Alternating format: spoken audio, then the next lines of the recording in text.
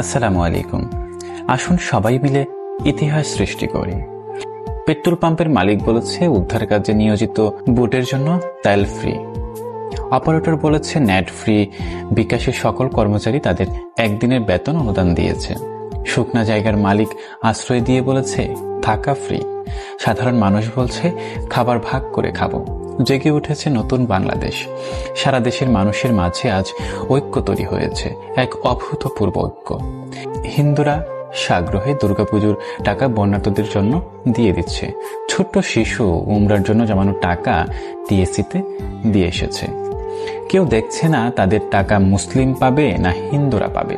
এটাই সাম্প্রদায়িক সম্প্রীতি, এটাই আমাদের ভালোবাসা, এটাই বাংলাদেশ। ভারত দেশে হিন্দু মুসলমান সম্প্রীতি নষ্ট করতে চেয়েছিল। আলহামদুলিল্লাহ, সম্প্রীতি আরো শক্ত, আরো মজবুত হলো।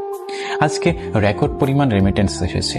টিএসসিতে একদিনে উঠেছে 14 লাখ টাকারও বেশি। আসন্না দিচ্ছে 10 কোটিরও বেশি। হিন্দুরা টাকা দিচ্ছে আসন্নাতে। কিছু বাস উদ্ধারকারী দলের জন্য ভাড়া ফ্রি করে দিয়েছে। কিছু সিম বন্যা দুর্গত এলাকাগুলোতে নেট, ইন্টারনেট, মিনিট ফ্রি করে দিয়েছে। রিক্সাওয়ালা তাদের সারাদিনের আয় দিয়ে দিচ্ছে। মা বোনেরা এসে গলার চেইন খুলে দিয়ে দিচ্ছে, বলছে এটা ছাড়া আমার দেওয়ার মতো আর কিছুই নেই। দেশের মানুষ কি এতটা একতাবদ্ধ কখনো দেখেছেন? বাংলাদেশ দীর্ঘজীবী হোক। সকল ষড়যন্ত্র আমরা ছিন্ন করবই ইনশাআল্লাহ।